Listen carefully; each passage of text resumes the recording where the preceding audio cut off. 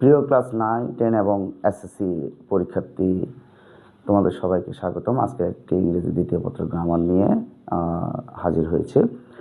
সেটা হচ্ছে যে ট্যাগ কোশ্চেন।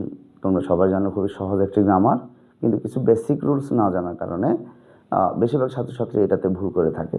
আমরা আজকে কিছু শর্টকাট টেকনিক নিয়ে আলোচনা করব, যার মাধ্যমে সহজেই তোমরা এই ট্যাগ কোশ্চেনটা আল্লাহর রহমতে আয়ত্ত করে ফেলতে পারবে ইনশাআল্লাহ। ঠিক আছে, তাহলে দেখি আমাদের শর্টকাট টেকনিক্সগুলো।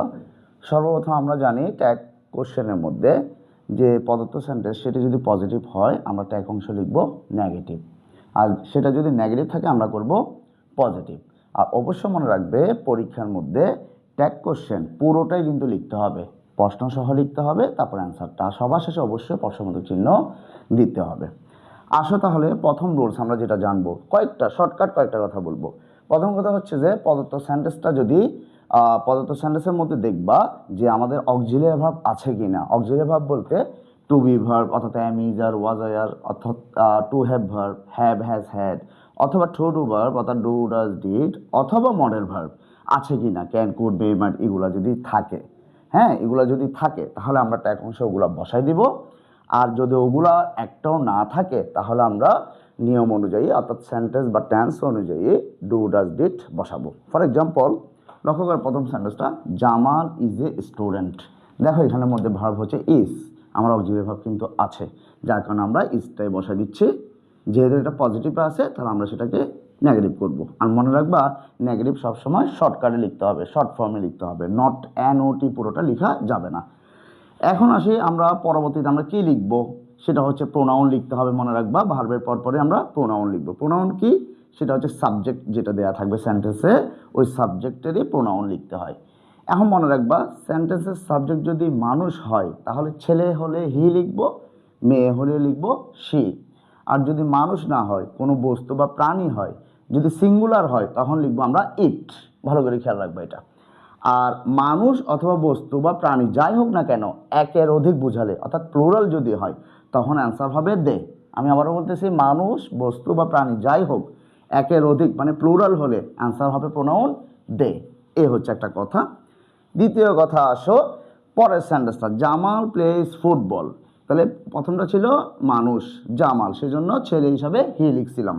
দ্বিতীয়টা হচ্ছে জামাল প্লেস ফুটবল। দেখো এখানে আমার অক্সিলিয়ারি ভার্ব একটাও নেই, অর্থাৎ to be verb, to have, to do অথবা মডেল ভার্ব কোনোটাই দেওয়া নেই। তাহলে এখানে আমাদের ভার্ব অনুযায়ী আমাদের ডু, ডাজ, ডিড বসাবো। এটা হচ্ছে ভার্ব। ভার্বের সাথে যদি অ্যাজ বা এস দেখো তাহলে আমরা বসাবো ডাজ, অ্যাজ বা এস না থাকলে আমরা বসাবো ডু, যদি এটা পাস্ট টেন্সে হয় তখন বসাবো ডিড। যেহেতু অ্যাস আছে ভার্বের সাথে তাহলে আমরা নিঃসন্দেহে বসাই দিলাম ডাজেন্ট, যেহেতু পজিটিভ সেজন্য। জামাল মানুষ, তাহলে এটা ছেলে, সেজন্য এখানেও বসে গেছে হি।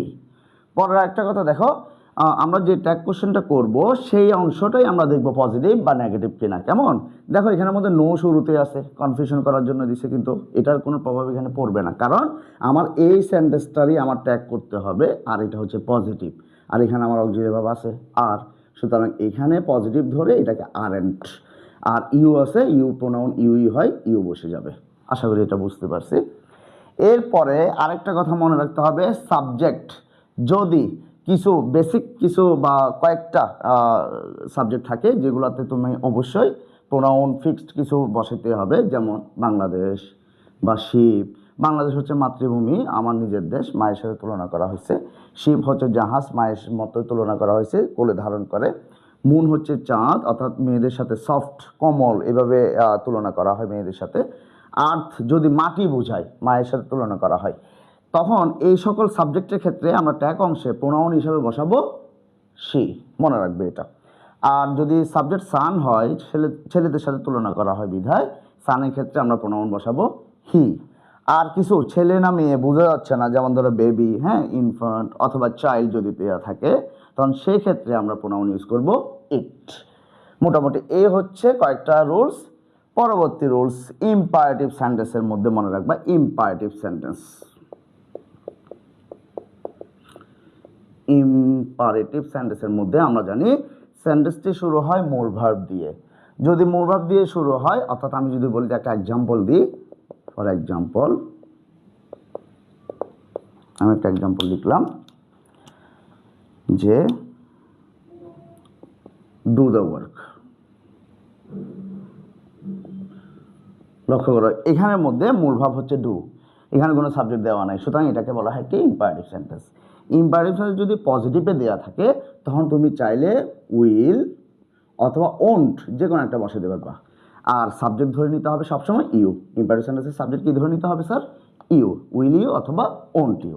আর যদি সেটা নেগেটিভে দেওয়া থাকে ডু নট রান, দৌড়াইও না, নেগেটিভ, এটাও একটা ইম্পারেটিভ সেন্টেন্স, মূল ভাব দিয়ে শুরু হয়েছে, তখন সেখানে অবশ্যই বসাবা শুধু উইল ইউ।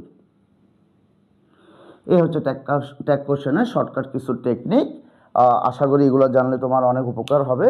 তুমি এগুলা মনোযোগ দিয়ে একটু শুনবা এবং নোট করবা। সবাইকে অনেক অনেক ধন্যবাদ। আল্লাহ হাফেজ।